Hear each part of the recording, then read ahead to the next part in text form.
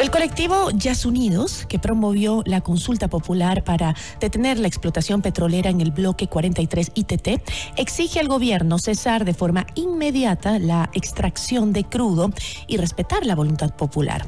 Esto después de que el ministro de Energía, Fernando Santos Alvite, dijera que la explotación no parará en este gobierno. La entrevista a la carta, en diálogo directo con los protagonistas de los hechos. Nos acompaña Esperanza Martínez, vocera de Yasunidos. Esperanza, qué gusto, muy buenas tardes. Esperanza, por favor, prenda su micrófono que no tenemos su audio. Sí, buenas tardes. Ahí estamos.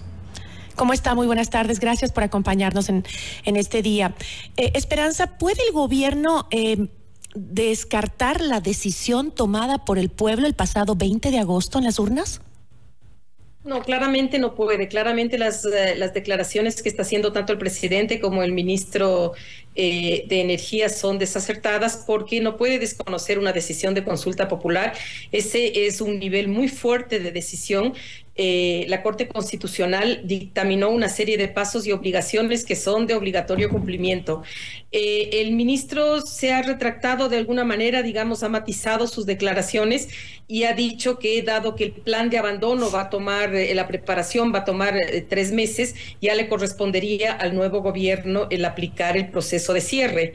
Ese es un pequeño matiz sobre el que también habría que discutir porque la obligación, lo que establece la Corte Constitucional es que se inicie un cierre ordenado y progresivo, es decir, tendrá que demostrar en qué consiste esa progresividad de las actividades de cierre. Esto obviamente significa que no puede perforarse ningún pozo ni realizar ninguna obra de infraestructura adicional.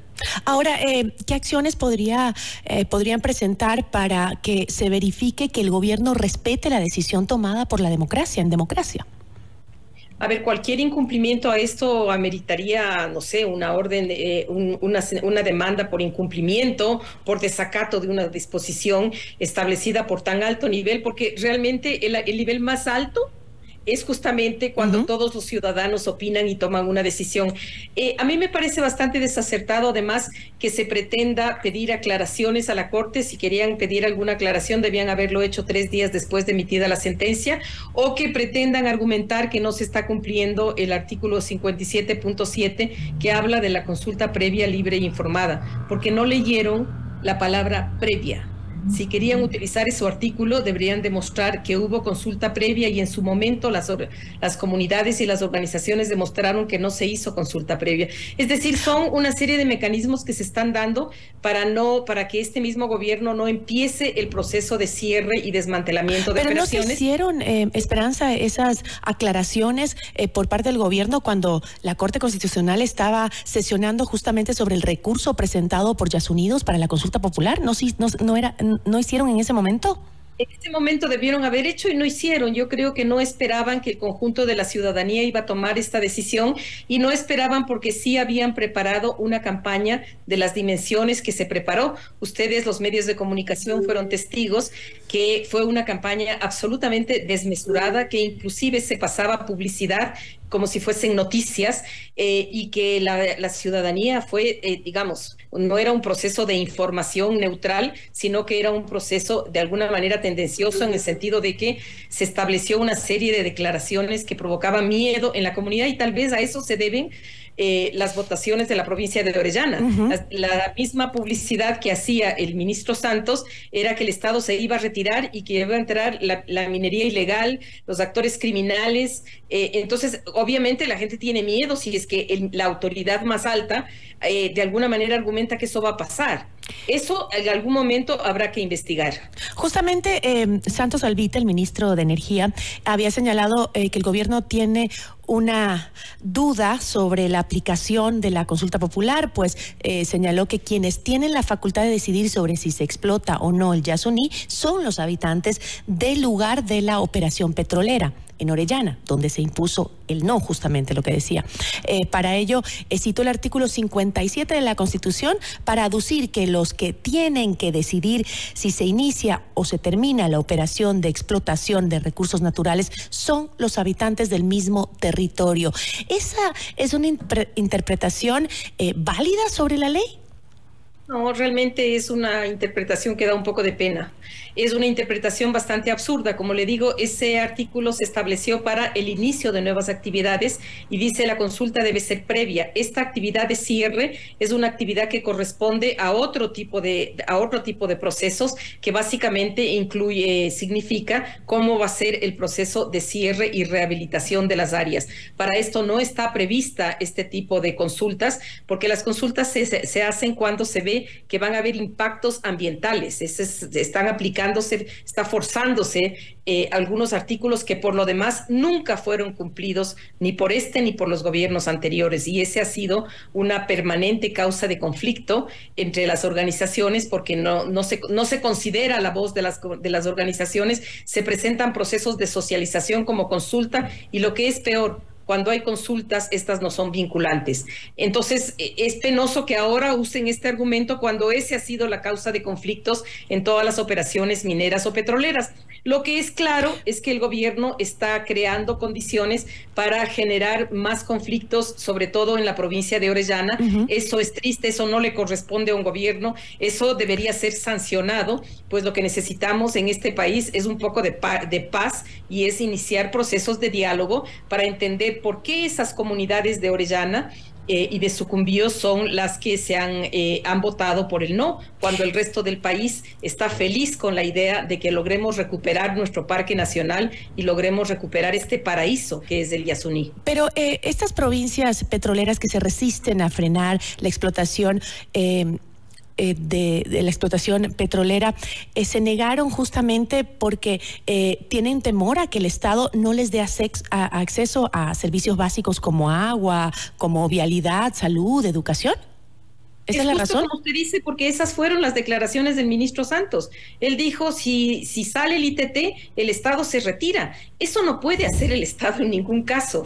Es todo lo contrario. Yo creo que saliendo estas operaciones se va a crear una conciencia nacional y local que vea que a quién debe pedir educación, quién debe poner la salud, quién debe resolver los temas de empleo, que no son las empresas que hacen sus actividades extractivas, sino que son justamente los diferentes ministerios y la organización propia del Estado. Creo que esta es una gran oportunidad para lograr que el Estado entre con fuerza a estas zonas que han sufrido durante tanto tiempo. Tome en cuenta usted que son más de 50 años de extracción petrolera y que son las provincias más empobrecidas, las que tienen peores niveles de salud. De hecho, los mayores casos de cáncer, el mayor número de casos de cáncer se encuentra en estas provincias, las que tienen indicadores de desarrollo humano peores de todo el país, siendo que de ahí se generaba la riqueza. Creo que es un llamado de atención y creo que es una oportunidad para que todos los ecuatorianos sepan que tenemos que mirar estas provincias, que tenemos que cerrar esos mecheros que las envenenan, que tenemos que recuperar los ríos y la calidad de los ríos, que tenemos que establecer condiciones de salubridad en la zona que ha sufrido tanto, ¿no? Sí, definitivamente, pero no tenemos que dejarlos solos. El Estado no puede dejarlos solos, eso es imposible. Pero ahora, nada más para cerrar, Margarita, Esperanza, ¿por qué en este caso sí fue necesaria una consulta a nivel nacional? Porque como usted dice, las provincias justamente las más afectadas fueron las que le dijeron no, y todo el país dijo sí. ¿Por qué en este caso sí fue nacional y no como el Chocó andino, que solo acá se le preguntó a los ecuatorianos en la afectación del Chocó andino, justamente en Pichincha? ¿Por qué se le tuvo que preguntar a todo el país el Yasuní y no como en el Chocó, en el lugar de afectación? Bueno, hay centenares de casos de comunidades que han pedido ser consultadas por tratarse de sus territorios, de ser sus territorios los que se van a ver afectados, y en todos esos casos el Estado siempre respondió que los recursos de hidrocarburos eran nacionales, que esa era una decisión nacional, que 14 familias no podían suspender algo que es de interés nacional. Es decir, con el argumento de que es de todos, se lograba evitar que las comunidades locales puedan decidir sobre qué pasa en sus territorios. Ahora que ese conjunto de población nacional a la que permanentemente nos nombran, ha decidido que no quiere el petróleo, entonces ahora se están yendo al otro extremo del problema, al otro extremo de la decisión, y es decir que solamente las comunidades que están específicamente allí son las que deberían decidir. Y en este caso en particular, el caso es aún más complejo porque las actividades petroleras en este bloque estarían afectando a los pueblos en aislamiento voluntario, y de acuerdo a la normativa internacional, esos pueblos en aislamiento voluntario no tienen que ser consultados porque no pueden ser consultados, porque no quieren ningún contacto con Occidente, y lo que dice la normativa es que se da por entendido que ya dijeron que no. Es decir, los pueblos que deberían ser consultados por recibir algún tipo de impactos ya dijeron que no. Son argumentos absolutamente necios, digamos. Es intentar ganar un tiempo, pero es intentar desobedecer una norma constitucional, y creo que es la peor manera que tiene un gobierno para terminar, un gobierno que por cierto ha sido cuestionado, para terminar sus operaciones. Yo creo que deberían reflexionar y más bien facilitar estos procesos de cierre y de retiro. De hecho, ahora ya se ha dado un poquito de información, muy poquito, por cierto, de qué estamos hablando, de qué extensión es el oleoducto, de cuántas vías y de qué tamaño son esas vías. De cuántas plataformas hay y de cuántos pozos hay. Ya se empieza a hablar de algo que era una información prácticamente confidencial. Es bueno que los ecuatorianos empecemos a saber qué es lo que hay en esa zona, cómo lo vamos a reutilizar y cómo vamos a lograr que no se desperdicien estas inversiones que se hacen en nombre de todos y todas. Esperanza, muchísimas gracias. A usted, muchas gracias. Una buena tarde. Esperanza Martínez, vocera de Yas Unidos.